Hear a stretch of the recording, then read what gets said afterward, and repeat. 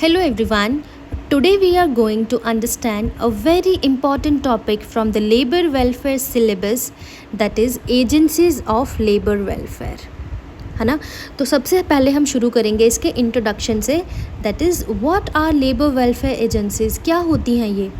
So labour welfare agencies are those bodies और institutions that work to improve the welfare of workers. This can be government bodies, employers, trade unions or even voluntary organizations.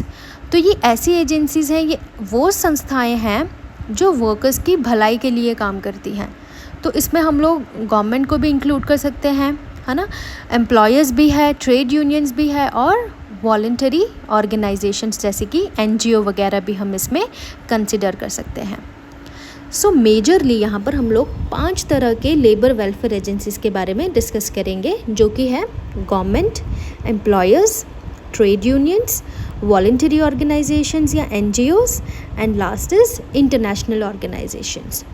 So let's now explain each one in detail, starting with the first one, that is government agencies, जो है सरकारी एजेंसियाँ. So the government plays the main role in protecting workers through laws, welfare schemes and inspections. बिल्कुल, जो सरकार है वो मज़दूरों की रक्षा कैसे करती है? सबसे बड़ा रोल तो है कि वो एक लॉ बना देती है ना. अलग अलग तरह की योजनाएं बनाती हैं और फैक्ट्रीज़ की टाइम टू टाइम जांच करना, इंस्पेक्शन करना भी गवर्नमेंट का एक काम है. इस एजेंसीज़ का काम है जो हेल्प करता है वर्कर्स को, है ना. तो इसमें ये क्या काम है? तो पहले तो देखो, वो लेबर लॉज बनाती हैं, जैसे कि फैक्ट्रीज एक्ट हो गई, मिनिमम वेजेस एक्ट हो गई. Then running schemes like ESI, PF, maternity benefit, ये सारी स्कीम्स भी प्रोवाइड करवाती हैं. Then setting up labour welfare boards, appointing factory inspectors and welfare officers, है ना. तो एग्जाम्पल्स में हम लोगों ने देखा कि भाई बहुत सारी ESI हॉस्पिटल्स हैं गवर्नमेंट की तरफ से. Then EPFO, employees provident fund मिलता है. लेबर कमिश्नर्स ऑफिस बनाया गया है. ये सारी सुविधाएं कौन देता है? Government. The next is employers, company.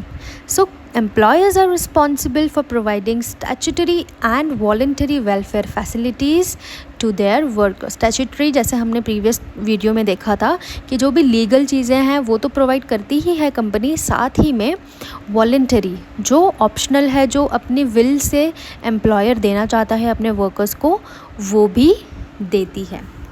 ठीक है. सो वेलफेयर प्रोवाइडेड बाय एम्प्लॉयर्स क्या क्या आएगा इसके अंडर? हम लोग अगर एग्जाम्पल देखने जाएँ तो स्टैट्यूटरी में हमने एग्जाम्पल्स में क्या क्या देखा था? ड्रिंकिंग वाटर हो गई, टॉयलेट्स हो गए, कैंटीन्स हो गए, रेस्ट रूम्स हो गए, क्रैच हो गए, है ना. ये सारी चीज़ें स्टैट्यूटरी में आई थी.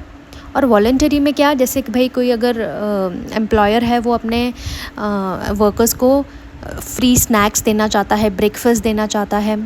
देन फेस्टिवल पे गिफ्ट्स हो गए, फ्री ट्रांसपोर्टेशन फैसिलिटी दे रहा है, कुछ family day outs, cultural events, sports etcetera, ये सारी चीज़ें वॉलंटरी हो गई.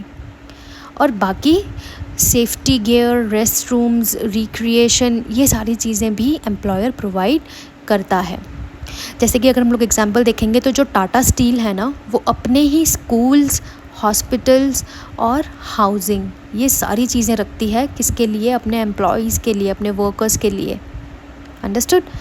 Now the third is trade union. So trade unions are workers organisations. ये भी हमने देखा था प्रीवियस वीडियो में कि ट्रेड यूनियंस क्या है. ये आपस में बनाई गई ऑर्गेनाइजेशन है जो वर्कर्स खुद मिलकर बनाते हैं अपने एक कोऑपरेशन से. सो ये लोग क्या करते हैं? ये वर्कर्स की जो राइट्स हैं उनको प्रोटेक्ट करने का काम करते हैं. ठीक है. जो भी वर्कर्स की डिमांड होती है वो अपने एम्प्लॉयर्स के सामने ले जाने का काम करते हैं. And sometimes run welfare activities. कई बार ये अलग अलग तरह की वेलफेयर एक्टिविटीज़ भी देते हैं. सो अगर हम देखा जाए तो ये मेनली क्या क्या काम होता है इनका? Bargain with employers for better facilities. बिल्कुल, वो अपने एम्प्लॉयर्स के साथ बार्गेन करते हैं कि हमको और अच्छी फैसिलिटीज़ दी जाएँ. अपने वर्कर्स को हेल्प करते हैं कि उनको एक मेडिकल एड मिले, लोन मिले, लीगल सपोर्ट मिले. और बहुत सारे लोग तो कोऑपरेटिव स्टोर्स भी रन करते हैं. ये सारे पॉइंट्स हम लोगों ने ऑलरेडी अपनी प्रीवियस वीडियो में इंक्लूड किए थे. और अच्छे से समझने के लिए आप एक बार वो वाली वीडियो भी ज़रूर जाकर देख लेना, बहुत ही अच्छे से क्लैरिटी आपको मिल जाएगी। तो यहाँ पर हम लोग अगर एग्जांपल देखें तो अगर कोई भी एक मिल की कोई इंडस्ट्री है या टेक्सटाइल इंडस्ट्री है, वो क्या करेगी, वो अपनी एक शॉप बना देगी अंदर ही। ट्रेड यूनियन जो है वो एक शॉप बना देगा अंदर, जहाँ पर सस्ते रेट पे, फेयर प्राइस पे उनको वहाँ से कपड़ा मिलेगा। ये चीज़ें बेनिफिटेड होती हैं सिर्फ अपने ही वर्कर्स के लिए, एम्प्लॉयज़ के लिए। जैसे कि अमूल फैक्ट्री है, तो अमूल फैक्ट्री के अंदर ही उन लोगों ने अपने खुद के अलग अलग से फूड कोर्ट्स बना रखे हैं, जहाँ पर उनको सब्सिडाइज रेट पर चीज़ें मिलती हैं। ठीक है। So now the next is voluntary organisations या NGO। ये कैसे हेल्प करती हैं? These are private non profit groups that work for worker welfare out of social concern, not for profit. मतलब अब जैसे हमें पता है कि NGO सिर्फ सोशल कंसर्न के लिए हेल्प कर रहा है, इसमें उनका खुद का कोई प्रॉफिट नहीं होता है। तो ये किस तरह से हेल्प कर सकता है? अवेयरनेस कैंपेन्स चलाकर, हेल्थ के रिलेटेड, हाइजीन के related. Then legal help to contract और माइग्रेंट वर्कर्स, कोई भी अगर लीगल हेल्प की ज़रूरत पड़ रही है कॉन्ट्रैक्चुअल वर्कर्स को, माइग्रेंट वर्कर्स को, तो उसमें वो हेल्प करता है। देन स्किल डेवलपमेंट और ट्रेनिंग प्रोग्राम्स कंडक्ट करके, counselling and education for workers children, है ना, कि कितना ज़रूरी है पढ़ाई करना, पढ़ाई करवाना। ये सारी चीज़ों की काउंसलिंग भी वो हेल्प करते हैं करवाने में। तो अगर हम लोग यहाँ पर एक एग्जाम्पल की बात करें तो हम वो ऐसे देख सकते हैं कि कोई एक पर्टिकुलर NGO है, वो हेल्प कर रहा है कंस्ट्रक्शन वर्कर्स के चिल्ड्रन को to go to school near the site. तो जहाँ भी उनकी कंस्ट्रक्शन की साइट है, उसके पास वाला जो भी स्कूल है, तो वो मेक श्योर करते हैं कि वो अपने बच्चों को, वर्कर्स अपने बच्चों को उस स्कूल में भेजें एंड उनको एजुकेशन मिल सके। ठीक है। Now the last is international organisations, अंतर्राष्ट्रीय एजेंसियाँ। तो ये कैसे हेल्प करती है? Global institutions like the international labour organisation, जिसको हम लोग ILO के नाम से भी जानते हैं, also promote labour welfare world wide, है ना, वो लेबर वेलफेयर को पूरे ही दुनिया में प्रमोट करती हैं। ठीक है, कि मज़दूरों की स्थिति कैसे सुधारनी चाहिए हमको, है ना। तो यहाँ पर उसके मेन रोल क्या हैं ILO के? Set international labour standards. एक वो स्टैंडर्ड बना दिए हैं उन्होंने इंटरनेशनल लेबर स्टैंडर्ड के नाम से, कि भाई जो मज़दूर है वो इन्हीं स्टैंडर्ड को फॉलो करके काम करेगा। Then next is promotes fair wages, decent working hours, कि उनके एक डिसेंट वर्किंग आवर्स होने चाहिए और उस पर्टिकुलर लेबर के, वर्कर के इतने फेयर वेज भी उसको मिलना चाहिए। ठीक है। Next is works with Indian government for labour reforms. Example में हम लोग अगर देखें तो ILO supported India in drafting the new labour codes. कौन से नए लेबर कोड्स आने चाहिए, तो इंडिया को इस ILO ऑर्गेनाइजेशन ने इस चीज़ में बहुत ही ज़्यादा सपोर्ट किया था ड्राफ्ट करने में। ठीक है।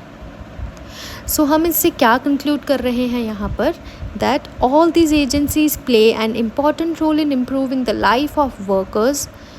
When government, employers, unions and NGOs work together, labour welfare becomes more effective. बिल्कुल, जब ये सब लोग साथ में मिलकर काम करेंगे तो लेबर वेलफेयर बहुत ही ज़्यादा इफ़ेक्टिव हमें देखने मिलेगा, और इससे जो एक असली मज़दूर का कल्याण होना चाहिए वो भी होगा। आई बिलीव आपको ये वाला भी टॉपिक अच्छे से समझ में आ गया है कि लेबर वेलफेयर की एजेंसीज़ क्या हैं, कौन से उसकी मेजर एजेंसीज़ हैं, है ना। अगर फिर भी आपको कोई डाउट है, so please do not hesitate to ask any of your questions in the below comment box. I will definitely try to answer your questions. Until then, all the very best for your examinations, and I will see you in my next video with a new topic. So till then, take care.